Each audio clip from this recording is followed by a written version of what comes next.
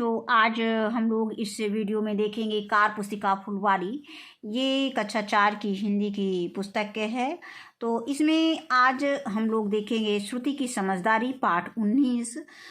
इसके पहले हम लोगों ने पाठ 18 तक हमने इसका वीडियो चैनल पर अपलोड कर रखा है।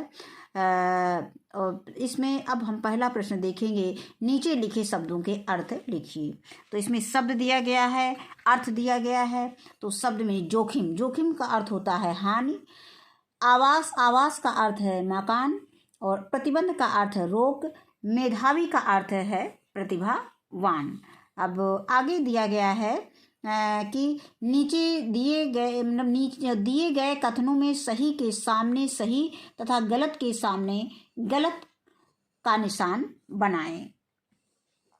तो इसमें पहला दिया गया कि श्रुति अपनी कक्षा की मेधावी छात्रा थी, ये सही है, तो इसमें हम सही का निशान लगा देंगे। आगे दिया गया है कि श्रुति ने अपने आसपास के बच्चों का सरकारी स्कूल में दाखिला करा दिया, तो ये भी वाक्य सही है, सही का निशान लगा देंगे। आगे आता है सोफिया और राजन के साथ कारखाने में कोई दुर्घटना नहीं हुई थी, ये गलत है।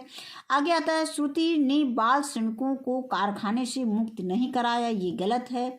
आगे है कि झुग्गी झोपड़ी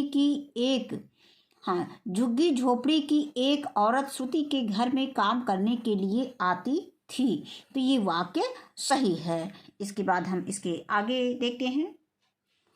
इसमें है प्रश्न संख्या 3, आपके आसपास रहने वाले लोगों का मुख्य पेशा क्या है जिससे वे अपनी जीविका चलाते हैं, लिखिए। तो इसका उत्तर है कि हमारे आसपास रहने वाले लोगों का मुख्य पेशा मजदूरी करना, कुछ लोगों को नौकरी और कुछ लोगों का खेती करना है जिससे वे अपनी जीविका चलाते हैं। अब इसके बाद अगला दिया गया, दिए गए चित्र यानी पोस्टर में क्या संदेश दिया गया है। यहाँ पे हम देख रहे हैं कि बेटी बचाओ बेटी पढ़ाओ का चित्र दिया गया है। आगे दिया है स्वच्छ भारत, एक कदम स्वच्छता की ओर।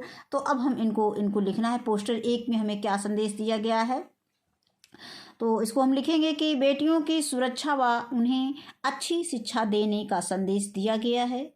और आगे पोस्टर 2 में क्या दिया गया है, अपने देश के लोगों को स्वच्छता अर्थात साफ सफाई रखने का संदेश दिया गया है, यानी पोस्टर 2 में। इसके बाद आगे हम आते हैं प्रश्न संख्या 5 पर। विद्यालय ना जाने वाले अपने आसपास के बच्चों की पहचान करें व उनके विद्यालय ना जाने के कारण लिखिए। मेरे घर के आसपास कई बच्चे हैं जो विद्यालय नहीं जाते क्योंकि वे बच्चे अपने मम्मी पापा के साथ, मम्मी या पापा हमने आप लिख लगा दिया है, के साथ मजदूरी करने या अपना काम करने में लगे रहते हैं, यानी खेती का काम करने में, अपना काम यानी खेती का काम करने में लगे रहते हैं या मजदूरी करने चले जाते हैं, जैसा कि गांव में देखने को मिलता है। अब आगे आता है प्रश्न संख्या 6, बाल श्रम अधिनियम उन्मूलन क्या है, इसको हमें लिखना है। 14 वर्ष से कम आयु के बच्चों को मजदूरी काम पर रखना संज्ञेय अपराध की श्रेणी में आता है। बाल श्रम अधिनियम निषेध एवं नियमन 1986 यानी 1986 14 साल से कम आयु के बच्चों का जीवन जोखिम में डालने वाले व्यवसायों जिन्हें कानून द्वारा निर्धारित की गई सूची में शामिल किया गया है में काम करने से रोकता है। तो ये बाल अधिनियम उन्मूलन जो हमारे टेक्स्ट बुक में दिया गया है और इसको हम उसमें से देख सकते हैं। तो ये पाठ यहीं पे समाप्त होता है।